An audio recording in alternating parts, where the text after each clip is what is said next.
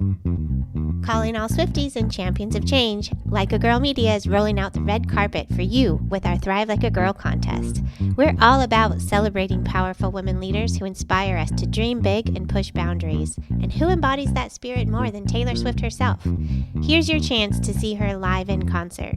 We're giving away 2 tickets to Taylor Swift's show in London on Saturday, June 22nd. Imagine being part of the magic, all thanks to Like a Girl Media. Entering is easy. Subscribe, share, and show us which episodes inspired you the most. Visit our website or check our social media for all the details. Don't just dream it, be it. Thrive like a girl and make this summer unforgettable. Contest opens globally, void where prohibited, must be 18 or older to enter, no purchase necessary. Subscribe and share with hashtag Thrive Like a Girl and tag us at likeagirl_media for entry. Unlimited entries means unlimited chances. Winner chosen at random after contest closes May 20th, 2024. Will be notified via DM. Make sure your profiles are not private. Check full rules on our site. This is your shot to see Taylor Swift live. Don't miss it.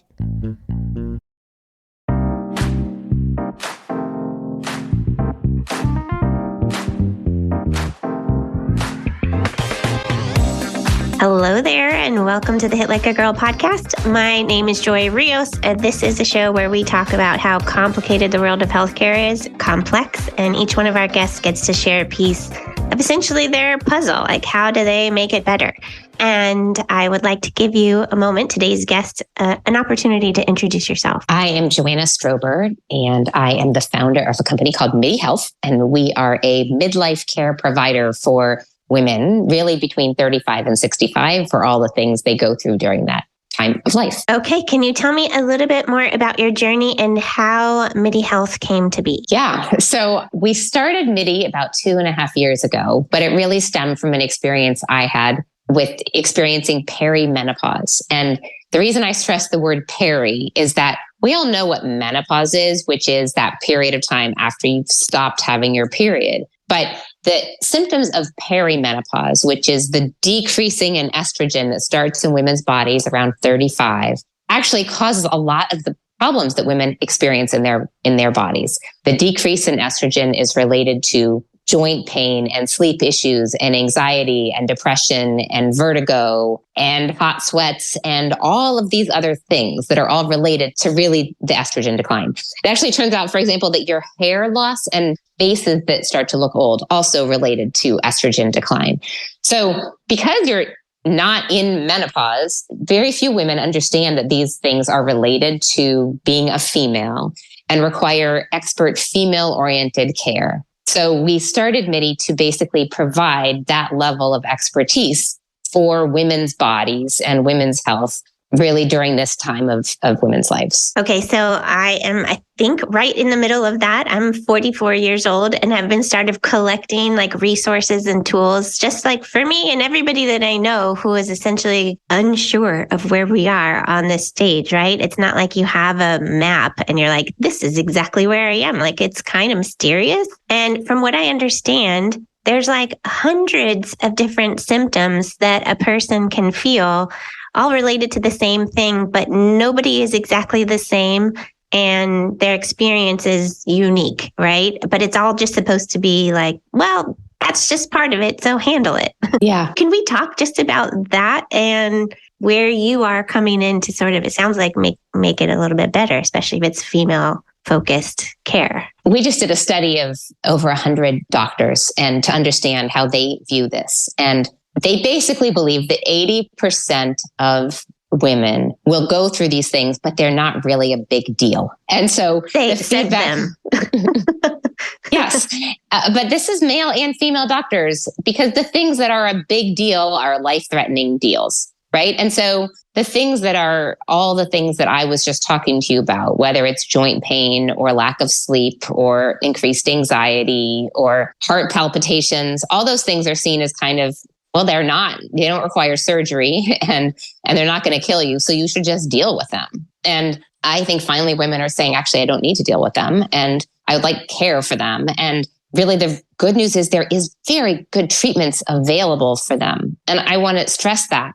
I believe a lot of us, and you said you're talking to your friends about it, you're like, oh, what's going on?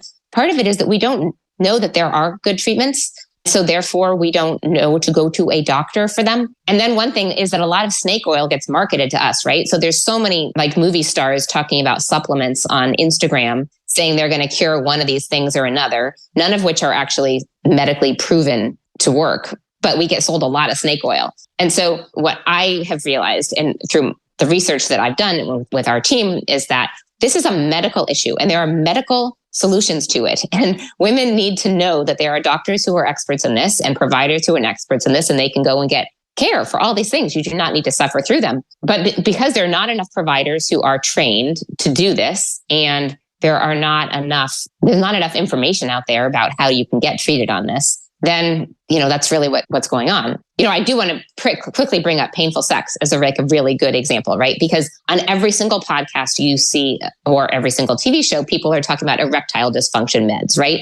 Every place, erectile dysfunction meds are marketed every place. So erectile dysfunction meds are marketed every place because people make money on those medications. That's why they are marketed. Women have painful sex that is actually a huge issue for them that starts around 35 or 40 because of the decrease in estrogen. Our vaginal walls get thin, which makes sex less enjoyable and can often make it painful. So women then lose interest in sex because it hurts. Because that medication is not widely marketed, because no one makes money on that medication, no one is telling women, like raising their hands like erectile dysfunction, sex doesn't have to hurt. No one's doing that. Our doctors all know exactly what to give you in terms of prescription medications that are very inexpensive and generic that can make sex feel good in a week or two. It's magic, but women don't know about that. Wait, what are they called? Because we know what Viagra's called. What's that one called that should be at the tip of our tongue? It's vaginal estrogen. It's just a generic medication,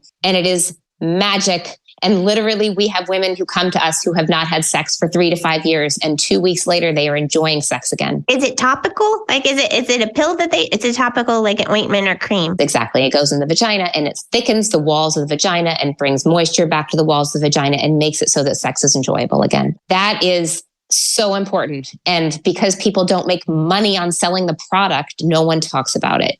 And so to me, this is a really good example of what's going on in women's health.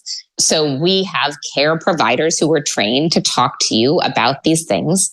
There's also other things you can do for your vagina. You can put DHEA on the vagina, which actually increases testosterone, which also makes sex more enjoyable. What is that? What if I don't know what DHEA is? It's essentially a medication that turns into testosterone. It's a precursor to testosterone, but it is just something that you can put on the outside of your vagina that actually increases the pleasure of sex. There's also actually an arousal cream that we can prescribe you that increases the power of orgasms. Tell me more.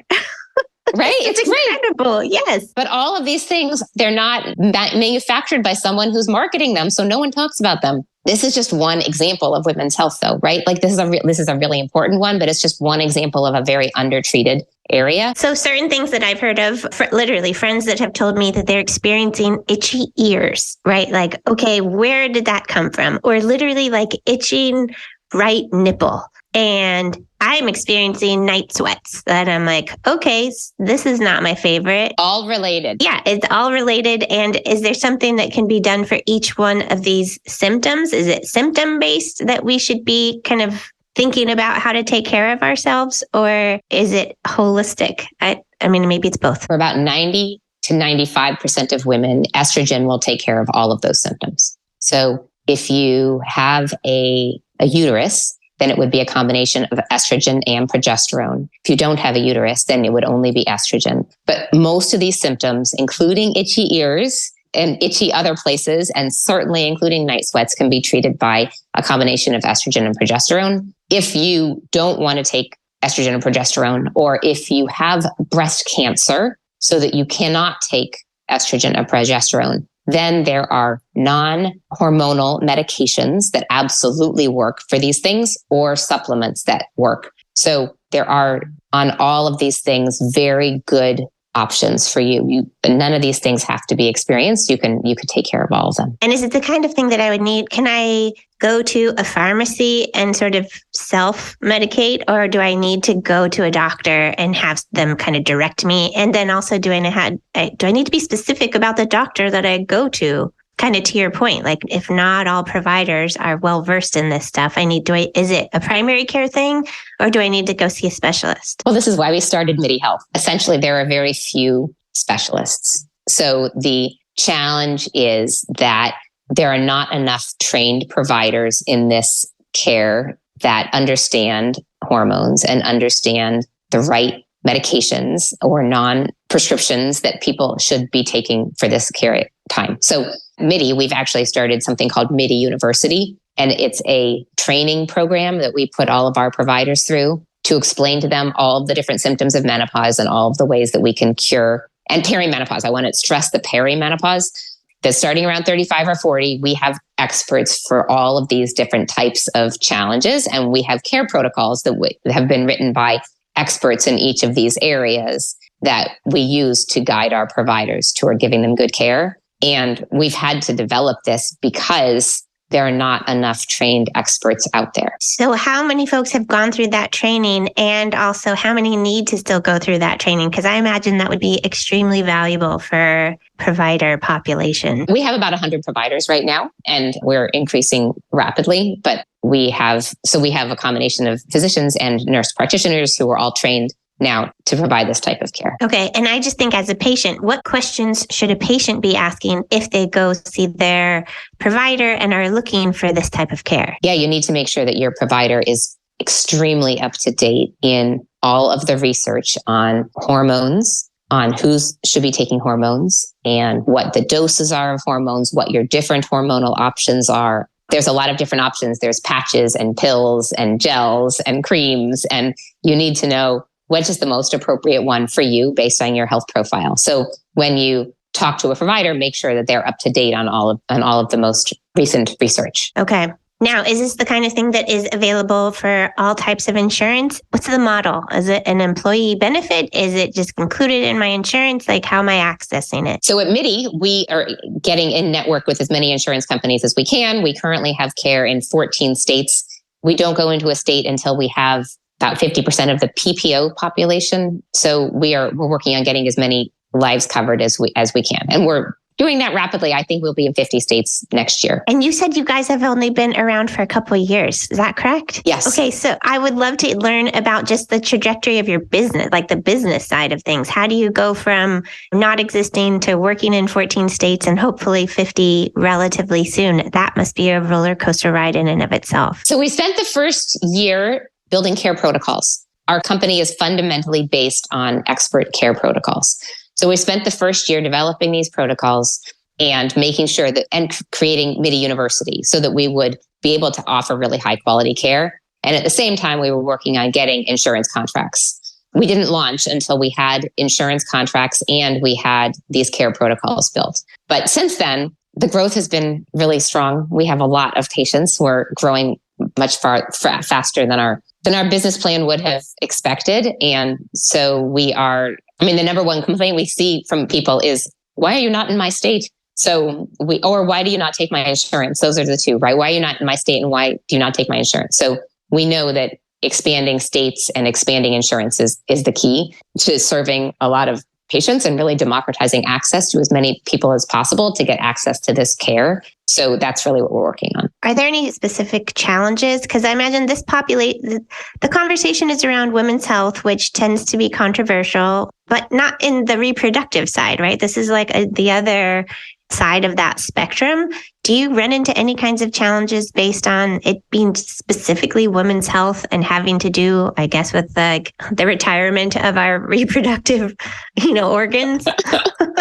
It's interesting that you say controversial. I don't think it's controversial. I just don't think people have been known to look for it. So I think that once you explain to women that their bodies do function differently as we age, estrogen goes down. That results in a lot of changes to our bodies. You need to go to a provider that is an expert in that. Once you explain that to people, it doesn't it's not really controversial at all. I think it's actually kind of common sense. Well, that's not the controversial part. The part is that it just hasn't been focused on. Like, this has been happening to women's bodies since women's bodies have existed. It just seems that now there are more resources available to them. And because of studies, right? Like, oh, we're including this in the information that we study about the human body, that women's bodies are not just smaller versions of men's bodies. I think that's it. Partially. And I think it's also that younger women are demanding it. I actually think some of this is women are saying, you know what, like I shouldn't actually have to just deal with these symptoms.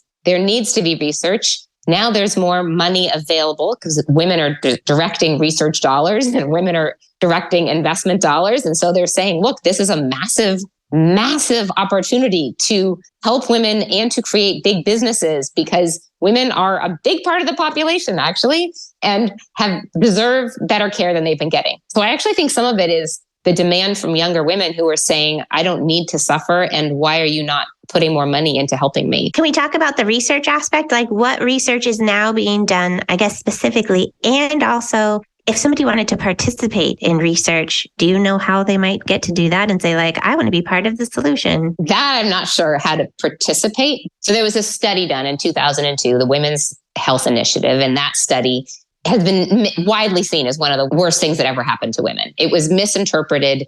It was seen to have told women that they shouldn't take estrogen and that estrogen gave you breast cancer. That has been 100% debunked. I want to be really clear, 100% debunked. That said, that study did a lot of damage because for about 25 years, all research on women's bodies and estrogen stopped. Now people are going back and looking at the data and saying, actually, no, not only does it not cause breast cancer, but studies appear to be showing that it reduces heart attacks, that it may be reducing the risk of Alzheimer's in women, that it is clearly preventive of diabetes. Like, there's a lot of benefits from taking estrogen. For 20 years, that research stopped. Now people are going back and reevaluate and doing the research again and saying, well, actually, like we should be paying much more attention to this work. And so there's a lot more research getting funded now on that had stopped for a long time. I mean, I'll tell you a fun story, actually. Please. In the 50s, women used to put estrogen, a form of estrogen, on their face.